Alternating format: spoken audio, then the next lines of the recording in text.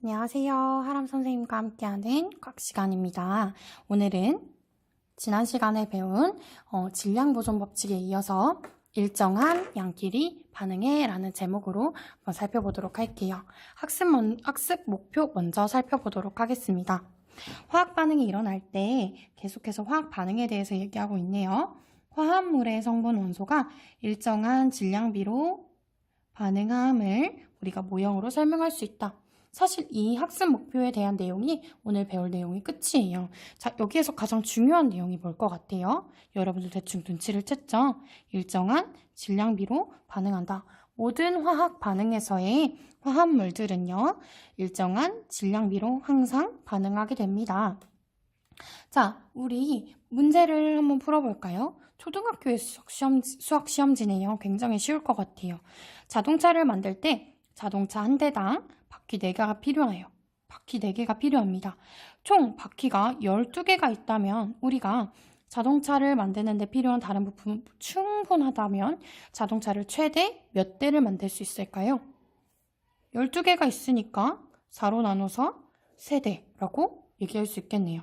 자, 이와 같이 항상 어떤 자동차를 만드는 것, 이것을 화합물이라 생각한다면 화합물을 이루는 성분 원소들이 일정한 질량비로 반응한다는 것을 우리가 생각할 수 있겠습니다. 우리 교과서 99쪽 탐구를 통해 먼저 알아보도록 할게요. 99쪽입니다. 자, 준비물인데요. 10%의 아이오딘과 칼륨 용액. 아이오딘과 칼륨이네요. 칼륨을 먼저 쓰고 아이오딘을 사용했습니다. 자, 10%의 질산 납 수용액. 질산 납이기 때문에 납을 먼저 쓰고요. 질산 이온을 쓰는데요. 질산 이온은 여기서 질산 이온이 NO3- 마이너스 1가의 음이온이고요. 납은 2가의 양이온입니다. 그래서 중성을 맞춰주기 위해서 이 NO3- 마이너스 1가 음이온이 2개가 필요합니다. 그래서 PB 괄호하고 NO3가 2개 있다라는 표현을 이렇게 할 수 있겠습니다. 자, 이것도 농도를 맞춰준 이유가 있겠죠? 네, 농도를 맞추어서요. 다른 물품들도 준비를 합니다. 자, 그러면 어떻게 할까? 반으로 자른 빨대 5개의 한쪽 끝을 실리콘 마개로 막고요. 빨대를 이렇게 표시를 해서 순서대로 꽂습니다. 먼저 아이오딘과 칼륨 수용액을 12방울씩 넣을게요. 방울의 크기는 일정하게 유지합니다. 질산 납 수용액을요. 순서대로 4방울, 8방울, 12방울, 16방울. 여기는 질산 납 수용액을 방울을 넣지 않았습니다. 질산 납도 한 번 더 써볼게요. 이렇게. 자, 이때 주의해야 할 사항인데요. 실험이 끝난 다음에는 사용한 시약은 반드시 정해진 통에, 선생님이 말하는 통에 꼭 버려야 합니다. 그냥 하수구에 버리면 위험할 수 있기 때문이에요. 그럼 교과서 100쪽으로 넘어가서 이어서 살펴보도록 하겠습니다. 자, 이때 생긴 앙금의 높이를 우리가 표로 표시를 해볼 건데요. 앙금의 높이는 약 0, 11, 24, 38, 38mm 정도의 높이를 이제 올라가게 됩니다. 앙금의 높이는 어떻게 변했나요? 올라가다가 점점 일정하게 유지를 하네요. 더 이상 증가하지 않는 순간이 있습니다. 자, 왜 그러는지 우리가 한번 살펴볼게요. 일단 페트리 접시 위에 아이오딘과 칼륨 수용액과 질산납 수용액을 각각 한 방울씩 떨어뜨렸을 때 먼저 잠깐만요. 요 빨대 3 안에 맑은 용액을 양쪽에 떨어뜨리고 각각 떨어뜨렸을 때 각각의 용액을 떨어뜨립니다. 각각의 용액을 떨어뜨렸을 때요. 이렇게 노란색 앙금이 생기는 쪽은 바로 어디냐면요. 질산, 납, 수용액을 떨어뜨린 곳입니다. 질산납 수용액을 떨어뜨린 쪽에만 노란색 앙금이 생성됩니다. 왜 이런 결과가 나타나는지 오른쪽에서 정리해 보도록 할게요. 그러면 이번에는 빨대 5 안에 맑은 용액을 덜어내어서 같은 과정을 반복합니다. 빨대 5 안에 넣었을 때에는 어느 쪽이 노란색으로 변할까요? 아이오딘화,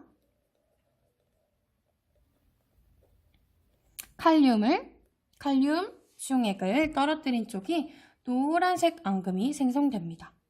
자, 일단은 우리가 조금 정리를 해보면서 생각을 해보도록 하겠습니다. 과정 3에서 생성된 앙금은 먼저 무엇인지 생각해 볼게요. 우리가 아이오딘화 칼륨 수용액과 질산납 수용액을 섞었습니다. 이때 우리가 알고 있는 앙금이 여러분들이 알고 있는 앙금은 바로 요것입니다. 자, 납이온과 이 아이오딘화 이온이 만나서 결합하여서 납이온은 2+, 그리고 아이오딘은 마이너스잖아요. 그럼 중성을 만들기 위해서는 아이오딘화 이온이 2개가 필요하겠네요. 이렇게 만나서 PbI2라는 아이오딘화 납의 앙금이 생성됩니다.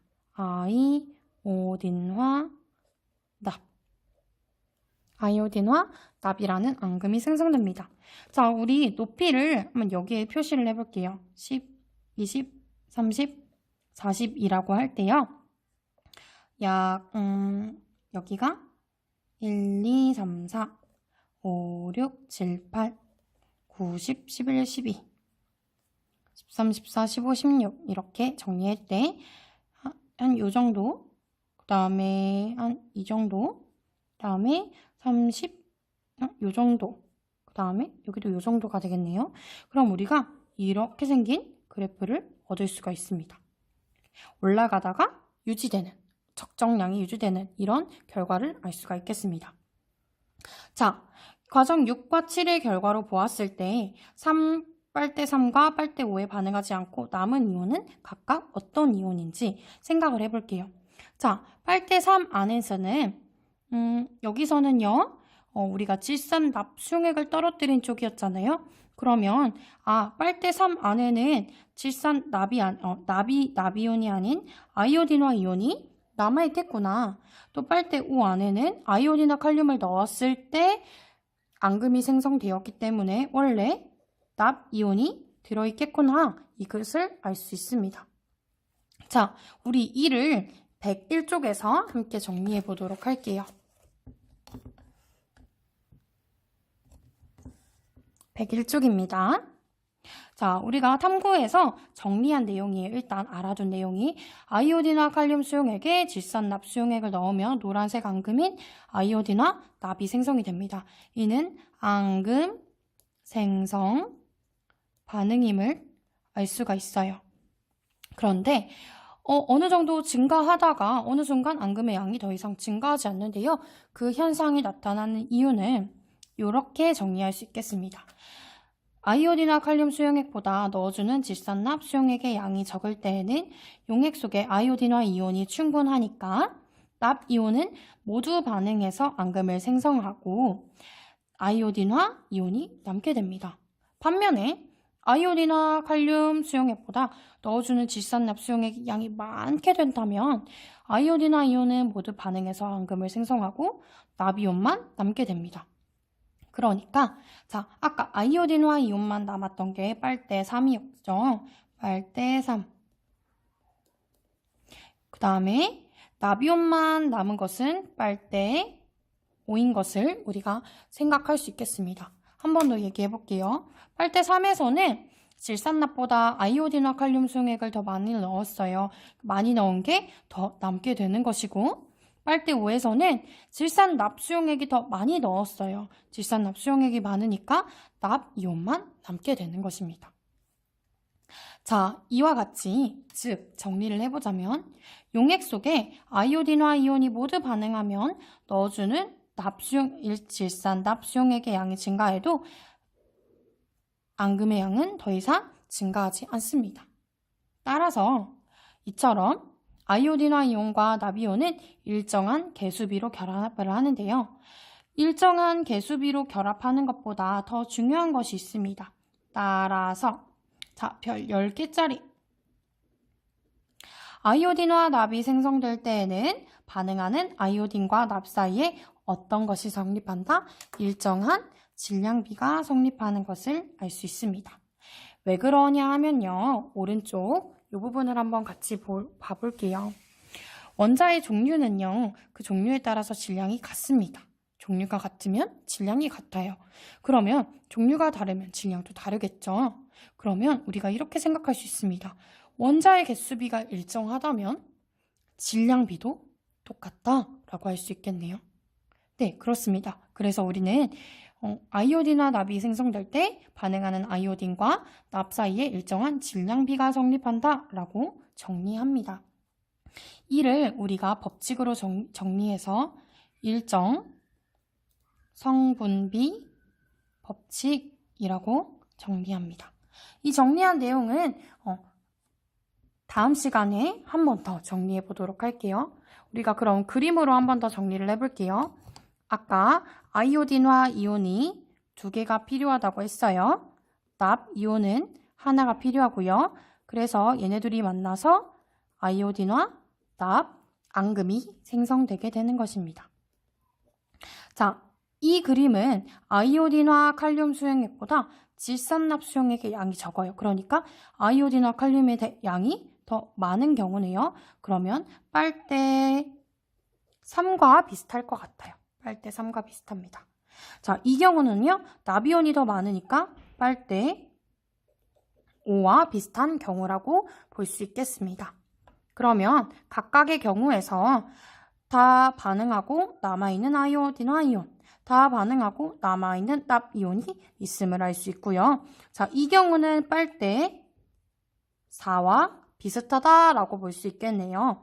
모두 다 반응을 하고 아무것도 남아있지 않은 용액. 그러면 이 수용액 안에는 어떤 수용액이 들어가 있어야 될까요? 여기는 노란색 앙금이니까 노란색 앙금. 이 수용액 안에는 뭐가 들어가 있어야 될까요? 아까 아이오딘화 칼륨 수용액과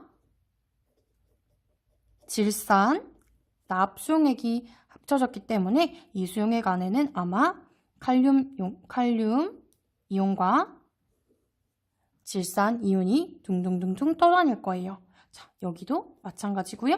여기도 마찬가지 있겠습니다.